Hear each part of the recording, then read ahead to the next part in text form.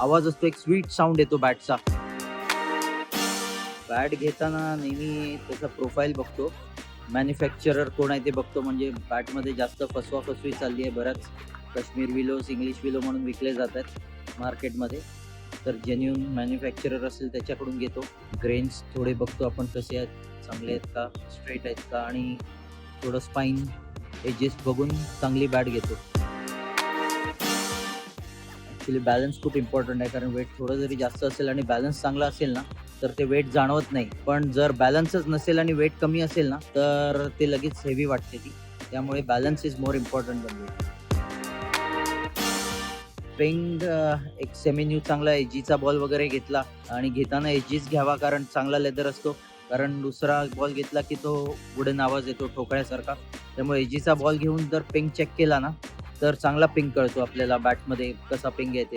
त्यामुळे ते बेटर होतं की एक चांगला बॉल घेऊन आपण शॉपमध्ये सुद्धा पिंग चेक केला तरी सुद्धा तो पिंग कळतो. तो एक आवाज असतो, एक स्वीट साऊंड येतो बॅटचा लागल्यावर. तो हा झटका जाणवत नाही आपल्या हाताला नॉक करताना. तेव्हा तसं पिंग चेक करावं. खूप म्हणजे आता प्लेयर लोकांना जर चांगलं बॅटचं नॉलेज असेल कसं घ्यायचे, तर आपण शॉपमध्ये गेल्यावर आपण एकदम ब्लँक नसतो किंवा तो दुकानदार आपल्याला काय सांगतोय ते ब्लाइंडली आपण ऐकतो. तो आपल्याला सांगतो ही बॅट अमुक आहे, ABC कंपनीची बॅट चांगली आहे. पण आपल्याला जर त्याचं माहीत असेल, बॅटबद्दलचं बरंच नॉलेज असेल, तर आपल्याला पटकन ती ग्रेन्सवरून ओळखता येते ते इंग्लिश विलो आहे की काश्मीर आहे. आपण बॅटच्या मागून सुद्धा स्पाईनवरून पण ते ग्रेन्स दिसतात. त्यामुळे तिकडनं आपल्याला चांगलं जज करता येते ॲक्च्युली चांगलं रीडर असल्यावर. प्रोफाईल इम्पॉर्टंट आहे. म्हणजे इट डिपेंड्स.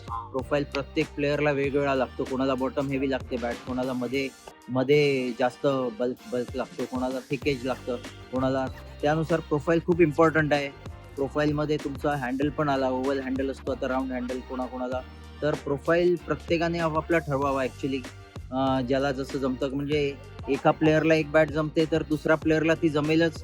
ती किती चांगली असेल तरी त्याची चॉईस ती असेल असं सांगू नाही शकत. त्यामुळे प्रोफाईल बॅटचा खूप इम्पॉर्टंट आहे बॅट सिलेक्ट करताना. चांगलं आहे, टेक्नॉलॉजी चांगली आहे कर्व बॅटची. कारण शेवटी हेच म्हणालो, आता फॉर्मॅट शॉर्टन होत चालले. T20 कधी T10 येईल हे सुद्धा आपल्याला कळणार नाही. मग त्यासाठी मॅन्युफॅक्चरर्स खूप जसे प्लेयर्स ॲडव्हान्स फॉर्मॅट ॲडव्हान्स होत आहेत, तसेच बॅटसुद्धा बऱ्याचशा बॅट मॉडिफाईड करत आहेत. त्यानुसार की ज्या तुमच्या स्टेडियममध्ये मारता येईल बॉल, असे थिक एजेस आले, कर्व्ड बॅट्स आले, बऱ्याच स्पेसिफिकेशन बॅटचे चेंजेस झालेत आणि ते एक्सेप्ट करतोय. ते कंपनी पण एक्सेप्ट करते चेंज आणि प्लेयर्स सुद्धा एक्सेप्ट करतायत.